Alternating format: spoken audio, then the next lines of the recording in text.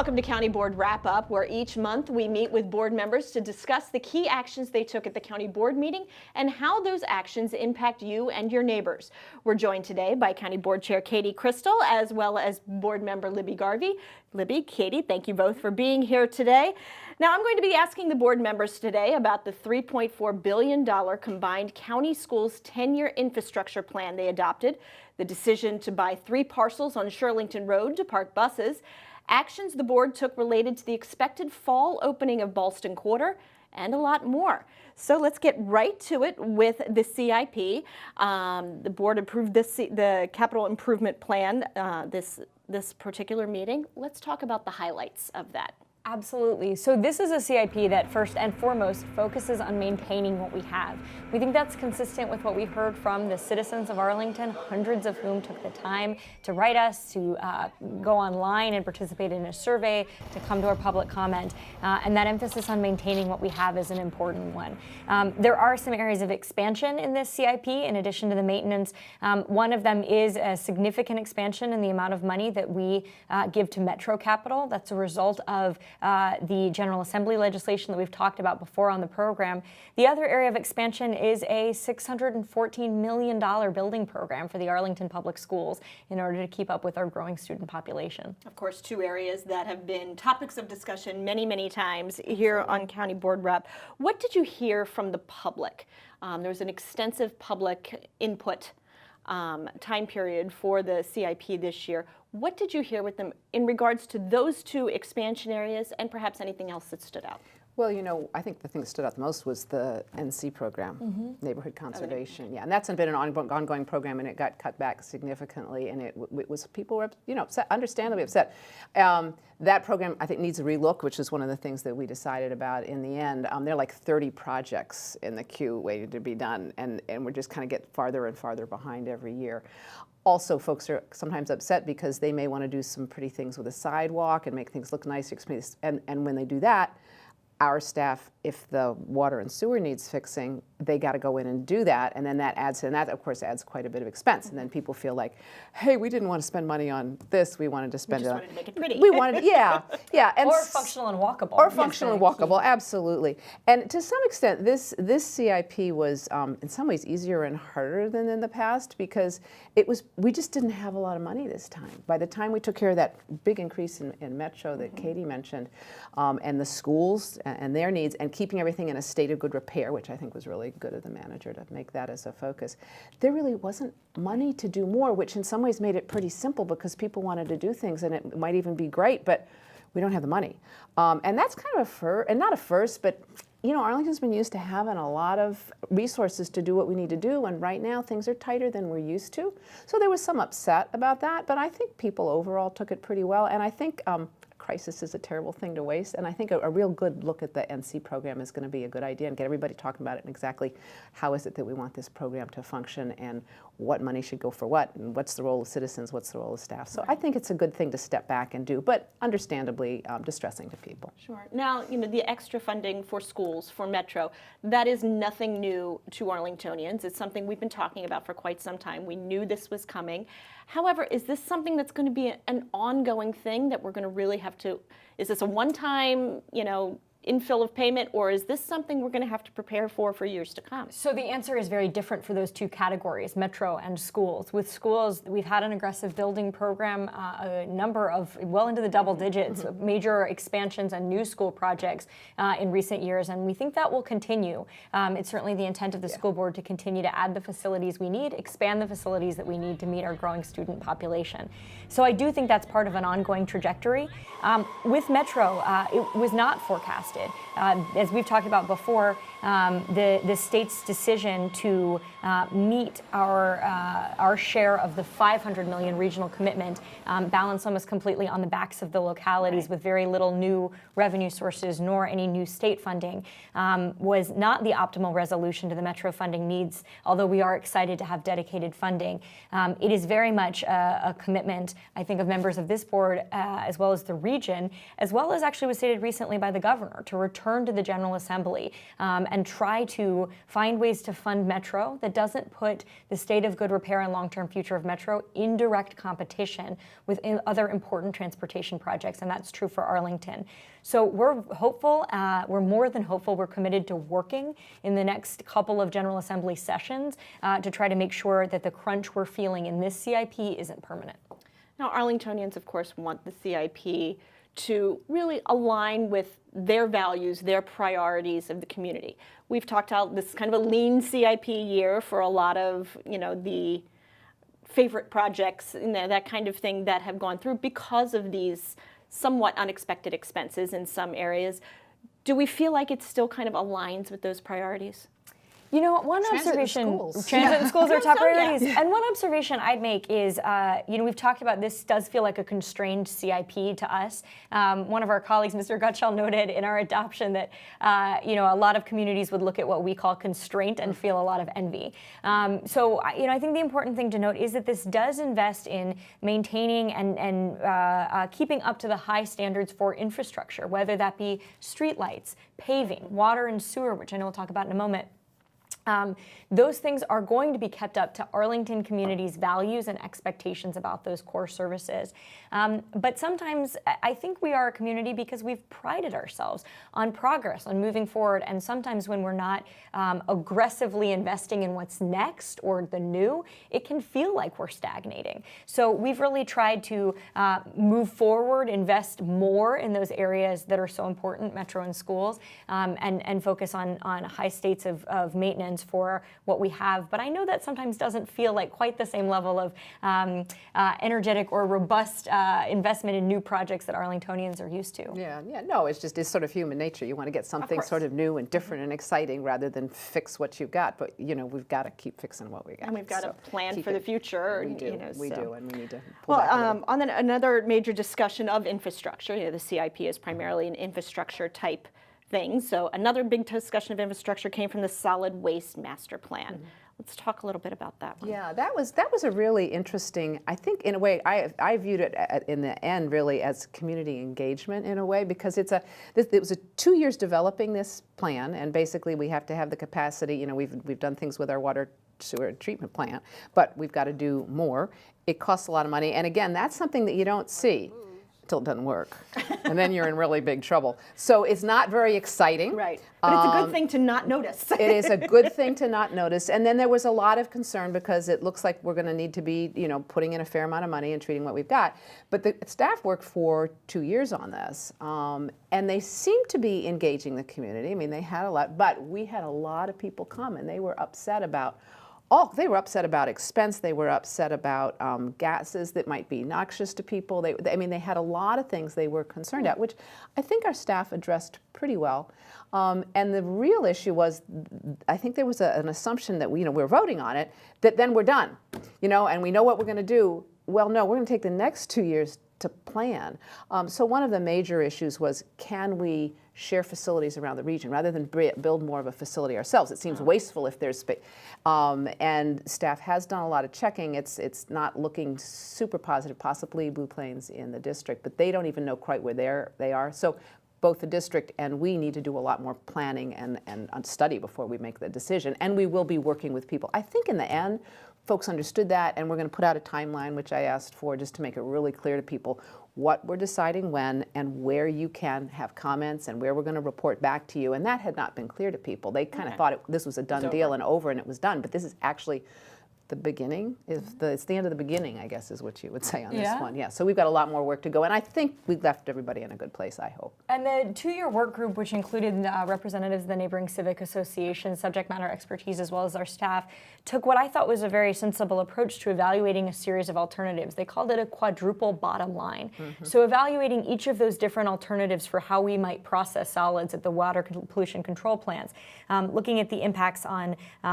cost, efficiency, environment, and social. And I really appreciated that effort to not simply look at it through an engineering lens or a cost lens. The option they chose, thermodynamic hydrolysis and anaerobic digestion, was the one that ranked highest against all 4 of those criteria. Okay. As Libby was noting, we would love to find a regional partnership to be able to avoid having to build a full facility ourselves. At this time, DC Water has shared with us they just don't know that enough about the selected mode, which again was the one that rated highest against all of our criteria, to really be able to answer questions in any specificity. We've got a great natural breaking point in 2 years once the initial scope and design of that facility is complete. Will not involve a lot of unrecoverable money at that point. So we'll be able to come to DC Water with more specifics about what we're trying to do, give them more time to understand our process, and we hope have an opportunity for a partnership at that time. Okay. What was interesting to me was what you outlined, this great study. I mean, really a lot of work done. Yet for the people who came to talk to us, it was like news to them, and it was, we think we're doing a really good job, and it just shows the constant challenge of community engagement. Of course. I don't think we've always cracked going that nut yet, but we came out, as I say, in a good place. All right. Well, we will, I'm sure, hear more about this in months to come as the planning process continues. Let's turn now to the board made the decision to buy some parcels of land along Shirlington Road, specifically for art bus parking. What made this decision come forth? Absolutely. So this was, speaking of community processes, possibly one of our biggest sources of consternation, concern, and analysis with the community last year was where are we going to park the buses to meet the needs of our growing fleet. So it's funny, we spend a lot of time discussing or in the public eye when we're talking about the problem, and sometimes the solution can go a little unremarked upon. So we're delighted to have reached it. The Joint Facilities Advisory Commission, as folks may remember, did a lot of study last year, not only about potential sites with where the buses could go. At the time, they were studying the Carlin Springs site that we might acquire in a trade with the Virginia Hospital Center or the Buck property, which we've recently purchased and taken ownership of. A lot of consternation for members of both surrounding communities about what that might mean. So the JFAC studied not only would it work to site them here, but really looked under the hood, if you'll pardon the pun, of the need for the bus parking. Is it possible that this could be thought about in a different way? Could the buses be reconfigured, split up, put differently? So we really appreciated their analysis and their strong recommendation that neither the Buck property nor the Carlin Springs property were appropriate places. That led us to return to the owner of the parcel that we've just purchased on Shirlington Road. It's where we've been leasing property to park the buses. At the time we were studying alternatives, that property was not for sale. We greatly appreciate the owner of the property being willing to negotiate with us in the months since, making it available for sale, and now we have purchased it. And this will meet the needs of our bus facility, our growing bus fleet for the next 25 years. So again, a lot of discussion. We think that community engagement was an incredibly worthwhile process, and we're, for my part at least, so pleased to have come to a resolution that is consistent with the recommendations of our community and addresses the concerns of neighbors. Yeah, I think it just shows more and more the issues. It feels tighter and tighter, this county. It isn't shrinking, but it feels like it is because we're growing. We're growing. Yeah, we're growing. And it's a lot of what you call the back of the house issues. So everybody knows we've got bus and transit and that great. Yeah, but you got to store them somewhere. You have to repair them when they got to change the oil. And part of the reason that location is it's close to the trade center, which is where the facility is. This one was I love this kind in a way because of where it's located. It's right by 395. So people going back and forth on 395 aren't going to care too much about buses. And there aren't any homes too near that it's going to disturb people. And that kind of a location for something like this is really hard to find. But we're finding more and more, we got to have we got these big pipes when we're repairing the sewers and the water. We got to put them somewhere when working. And people don't want them in their backyard. Everybody wants a park. So it's a constant tension. This one worked out really well, I think. It's one of those things people just don't think about. You see your buses, art is obviously a very big part of Arlington's transportation network as a whole, but you just don't ever think about, where do they go when they're not in use anymore, and they have to go somewhere, they have to be maintained somewhere, and we needed to find a place for that to happen. And to add to the maintenance, actually, just to remind folks that some time ago, we also bought some property in Fairfax County, which is where we're going to do the repair. We've been working on that because that's where the repairs happen, and that is not, the other way to get more land in Arlington is to buy it somewhere else, and that was a convenient location. So we're trying to think out of the box that is Arlington as much as we can, but a lot of things you can't do outside Arlington. All right, well, let's switch gears a little bit back to the building instead of storing the things. It's just with Ballston Quarter. We received an update on Ballston Quarter, how things are going, and how it's really going to transform the Ballston neighborhood. As folks know, the former Ballston Common Mall is being reinvented with a unique public-private partnership with the county. What came forth at the meeting this week? A bridge. Yes, I know. And it was, it is a really fantastic project overall. And, but in fact, Katie, it was before your time when it first came forward and people are talking about it and you're prepared and you hold public hearings and you're prepared for people to have all these different concerns. It all came down to the bridge. There was this pedestrian bridge and a lot of people count on that bridge, both in our disability community for getting to Metro, and it was extremely important to people. So that became a huge issue. All of this stuff going on, but that's what we spent the bulk of our time talking about. We've gotten to a really neat design. It's very cool. In fact, it's such a cool design that it's kind of hard to build. So the developer, as they got into the actual engineering and making it happen, found out, oh, this is a lot harder. We need a little extra time, and we need, because not only do it's going to be really cool and look nice and function well, but you got to keep, while you're building it, you got to keep. Well, it's got to be accessible. Well, no, but you've got to keep the traffic running on Wilson. You can't like just, shut down Wilson wait a Boulevard. minute, just stop. Well, 6 months, we'll be done. We'll be fine. You can find something. So that it ended up being pretty. And so we had a lot of different items that we voted on, but a lot of it was simply making it possible for the developer to do this, and also making sure that should they really run into major problems, in the end, then actually we would build it. But we don't want to do that, and they don't want us to do that. I think we're going to be fine. But there were just a lot of kind of legal I's to dot and T's to cross, which we needed to do. I know there have been some rumors in the community that the bridge was going away. Right. That is not the case. Right. Rumors of the bridge's demise are greatly Yes. The other thing, Libby had a great summary of that key element for community concern, which is the bridge. There were probably over a dozen different items on our consent agenda as well, with regard to some deferrals and some changes regarding Boston Mall. And I think it's an interesting indicator of the way we do retail uses, right, is that we do oftentimes use permits for a given restaurant, for a given shop. We might allow a outdoor cafe to go slightly into the right-of-way, for example, in order to facilitate that type of dynamic. When you think about trying to do that for a new regional shopping center where there are many, many different retail tenants, it's a much larger scale. So, for example, that question about whether there might be slight encroachments of those cafes into the public area. That public space is a really important element.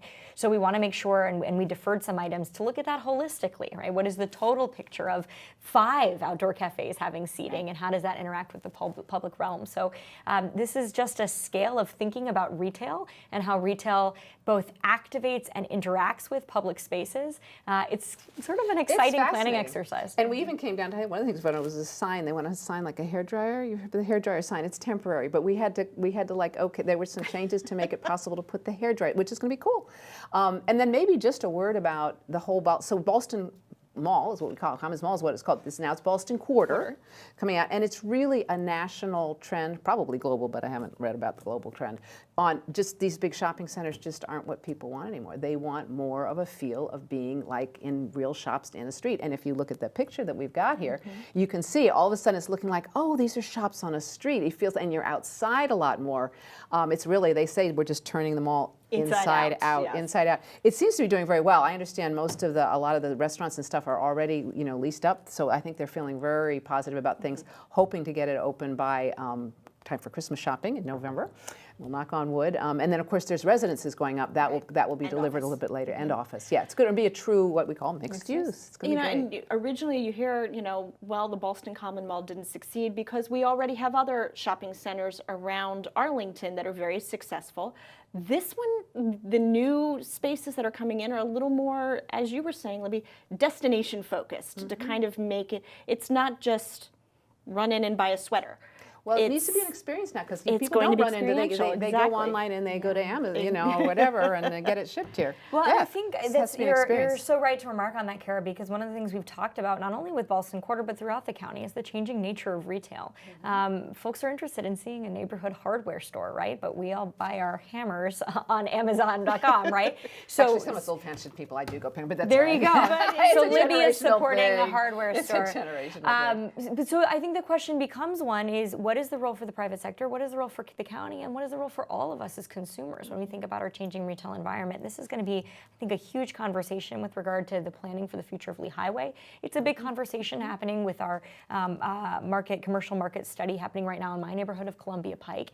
And so there's a really, we are part of national trends, international changes in how people consume goods and what that means for our physical retail environment. I think it's probably Ballston Quarter as an entire complex is going to be looked at as a model around the country. I think it is already. I think you're Again, right. touch wood So here. we will see what It's happens exciting. as things start to open this fall. Maybe by the time we get together next, we'll be talking about some of those things. We shall see.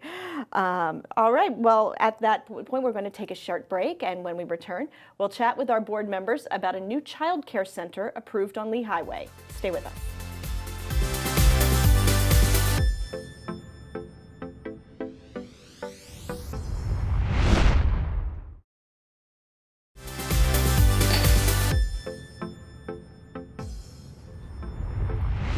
Welcome back to County Board Wrap Up. Joining me today to talk about the July board meeting are County Board Chair Katie Crystal and Board Member Libby Garvey. Let's talk about the new Child Care Center. Katie, I know this has been a big project of yours during your time as chair. So we approved a new Child Care Center specifically along Lee Highway. Tell me about Absolutely. So the issue of the need for more affordable and more childcare at all price points in Arlington County, as you mentioned, has been a great area of passion for me. On Tuesday, the board will be hearing our draft implementation plan for the child care initiative, which I'm thrilled about. And this is a great example of a major child care center and the potential and its capacity to add, or in this case, protect a significant number of slots for kids infant to 4 and 5. So 235 kids at the children's school. This is an exciting project from a planning perspective as well. It was a use permit that the board was hearing, so the actual use permit to operate the child care facility, but it's also a brand new building being built custom for the children's school. Because it was by right, that means they don't have to come in through a lengthy site plan process. The children's school didn't have to engage as extensively with the community as they might have traditionally done in a site plan, but they did a lot of that anyway, which really is a credit to them. They met with the neighborhood group, with the Lee Highway Alliance, which is a civic organization that runs up and down the length of the corridor, thought about pickup, drop-off planning, ensuring that it'll be truly integrated into the neighborhood and into Lee Highway. So it's a great win for Lee Highway, and it is a wonderful thing for the families who use the children's school, which are, by and large, APS staff. So this is available to teachers, to staff of APS, for their students, for their little ones prior to being old enough to come into the K through 12 system. The only other piece about the program that I think is so exciting is that for a long time, actually I think since its founding in 1987, the children's school has partnered with something called Integration Station, which serves little ones with disabilities. The model is very much integrate those sort of developmentally typical children and the children with the disabilities. I have heard from so many parents, and I'm sure Libby can tell some stories too, not only of those kids with the disabilities, but of the children in the sort of mainstream program, that having those opportunities for integration is good for everyone. And so I think I'm thrilled to see that these programs could stay together. The children's school, which was located for a long time at Reed, which is being recommissioned as a neighborhood school, has been looking for a new home for I think about 2 years now. They've temporarily been in the Fairmont office building in Ballston. So to see them move to a custom-built, purpose-built home where they'll be, we hope, for another 30 years is really an exciting thing. Yeah, and people got a little confused because it's been in the Reed School and it's called the Children's School, and it has it's not part of, it's not a government, it's a private school that serves a lot of folks, employees, and it's really an important amenity for our employees. And the integration station one, I mean, when I was on the school board, it got so every time they would come to talk to us about their programs, I would make sure I had some Kleenexes because the stories they were just amazing. I will never forget about one child who the doctors had said this child would never walk. And the children's school, working with seeing his peers or whatever, he runs. I mean, we had several of these stories, and it's just like, oh my. So it's a wonderful program. It now has a good, solid home. They felt a little homeless for trying to figure out where they were going to go. So I'm just really delighted it's here. And, and Katie, I don't know if you want to talk a little bit more, I guess maybe next month, about the child care initiative that you're doing, but I think it's really exciting. It's so needed. I will just say, watching my children struggle with their child care and what they need to do. And I realized, oh my heavens, it hasn't gotten any better since I was raising children. This is A lot crazy. of my coworkers have small, toddler age yes, children. And it's possibly so worse. needed. There's some interesting data that's come out that actually shows we know this region, the DC region, is one of the most expensive places to have children in childcare. There's some recent data that suggests Arlington is the most expensive, Wow. more even than the district, which I think surprises some folks. So Yeah. the right time to have done this dedicated countywide strategy about childcare accessibility and affordability was probably about 10 years ago, but Maybe the 20. second best time is now. So we're really looking forward to it, and we'll have a lot to report about what the board accepts and approves of that plan and some of the next steps that the community can be looking to see. It's really needed. All right, that will be very exciting to hear about in the coming months. But this next story is also one that is just so incredibly heartwarming.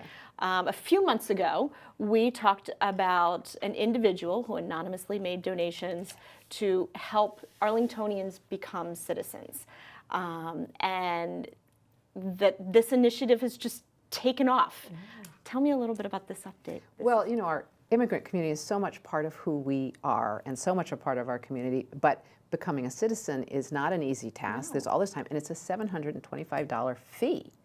So that is really hard for folks to come up with. And this particular individual who wants to be anonymous, I don't know who it is, heard about this. And so she made a $7,000 donation to put into a fund to help pay the fees, the people who wanted to become citizens. And so then we started a fund. We voted. I think we had to vote and accept it because we can't just take money. We have to vote to do it and get it all set up, which is good. And then our Department of Human Services started this Citizenship Scholarship Fund. We put out a little press release, and then more money started came in rolling because in. it just touches people in their hearts. And I think the horrible things that are going on in this country with the immigrant population, it's a small way for us to push back and show what our values are, make people welcome, and help build, strengthen our community. Because again, the folks who come here and become citizens are some of our most really valued members. We really depend on them, and they are depending on us, and we're working together. So it really is a heartwarming story. It is. And I think it touched such a nerve. We, as Libby suggested, we had $40,000 come in to match that $7,000. It actually has been so generous that our Department of Human Services staff are a little nervous about how long it's going to take to actually use that money up. Of course, the process of becoming a citizen is really lengthy, right? So by the time folks are ready to use that scholarship money, it's not quite in the same large quantities. So, I think Libby articulated it so beautifully, the commitments and obligations we feel to one another as one community. And so we wanted to suggest for those who might be listening to this county board wrap up who are interested in showing that support, particularly at such a fraught time nationally, there are a lot of wonderful organizations serving our new American population in a variety of different ways. So folks might be interested to learn more about the Legal Aid Justice Center, Legal Services of Northern Virginia, Just Neighbors, which similarly provides legal services, IUTA, or Northern Virginia Family Services, all of whom are doing really important work, not only in helping people get on the path to citizenship, but in this particular moment we're in, helping them navigate very difficult questions about power of attorney, visas, et cetera, planning for their families in case they are in a mixed status family and are concerned about a federal immigration enforcement. Citizens who are interested can learn a lot more about these organizations and about what Arlington County is doing by visiting arlingtonva.us and searching immigration in the search bar to get to our dedicated page of FAQs, resources, and links to these nonprofit groups. They're all doing wonderful work. There are never enough resources to go around. And so if people are interested in matching the generosity of their citizens and taking a stand, as Libby said, on behalf of our diverse and inclusive community and our immigrant neighbors, there's some great organizations that can turn those resources into action to help others. All right, well, that sounds like a perfect way to end on that note, and that will bring us to the end of another County Board wrap-up. I hope you've enjoyed our chat with the County Board Chair and board members as we've explored some of the actions that the board took this month that affect you, your family, and our whole community. Remember, all the county board meetings are open to the public and live streamed and archived on our website. Just go to arlingtonva.us and search County Board. Now, if you want to tell us what you think about these issues and more, visit the county website, topics.arlingtonva.us/engage. Now, the board takes a break in August, so there's no board meeting, and as a result, also no county board wrap-up for August. We'll see you again after the September board meeting. Until then, I'm Kara O'Donnell. Enjoy the rest of your summer.